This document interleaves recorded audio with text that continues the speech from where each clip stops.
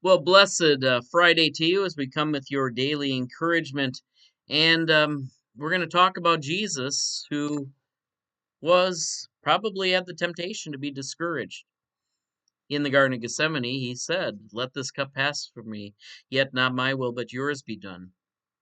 And he would share with his disciples the mission that he was on. And it says in our passage today from Luke chapter 18 that this is the third time that Jesus foretold his death and resurrection. You had to keep both in mind. Then Jesus took the 12 aside and said to them, "See, we are going to Jerusalem, and everything that is written about the Son of Man by the prophets will be accomplished. For he will be handed over to the Gentiles, and he will be mocked and insulted and spat upon. After they had flogged him, they will kill him. And on the third day he will rise again." But they understood nothing about all these things. In fact, what he had said was hidden from them, and they did not grasp what was said. Now, there's always been much speculation about how much was prevented from them. Why did it have to be kept a secret? The technical term is always the messianic secret. Don't tell anybody until I'm raised from the dead. Don't say anything, which seems like the opposite of evangelism, but we're hearing the story before the resurrection, not after. Now we proclaim it to all people.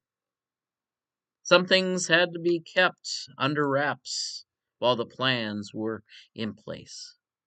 And it's only later that those of us who read the story, who have the opportunity to hear this good news, hear that there was a plan, there was a plot, and there was a plot against Jesus. We read about it in John 11, but there was also a plan for Jesus to do his greatest work, to die on the cross, but also to rise again.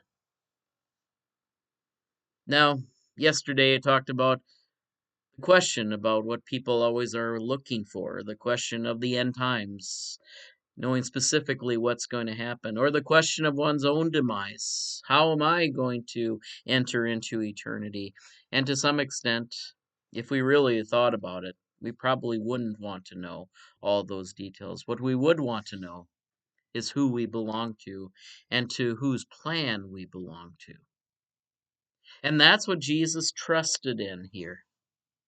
He's just letting him on a secret. There's a greater plan here, and it's going to involve some gruesome things.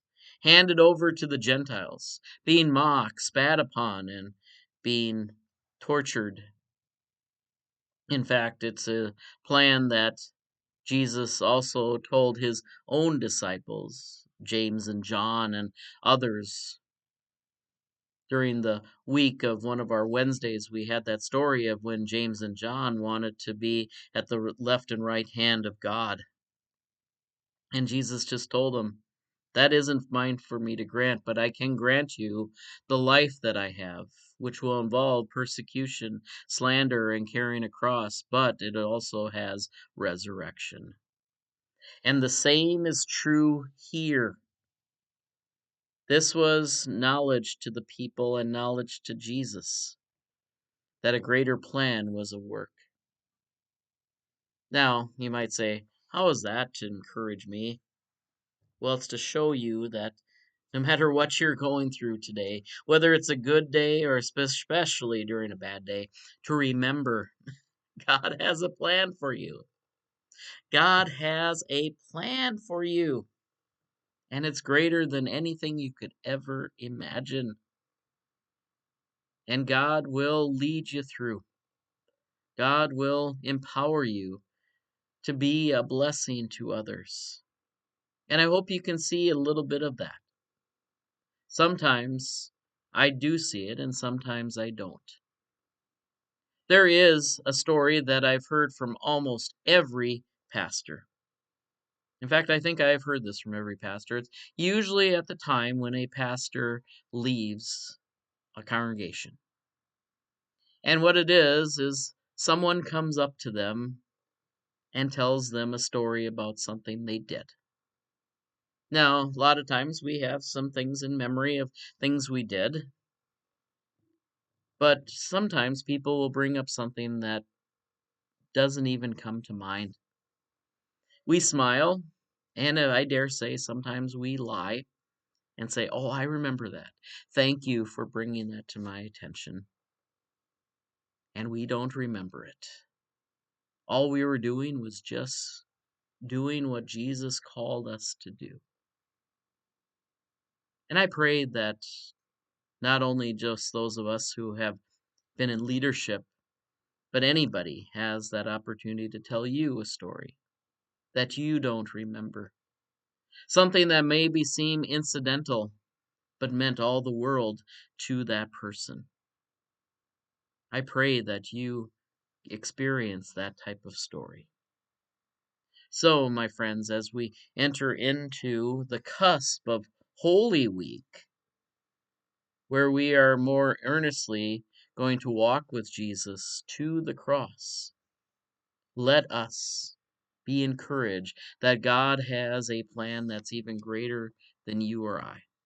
God has a plan for you and me. And on this Friday, a week from today, it will be Good Friday.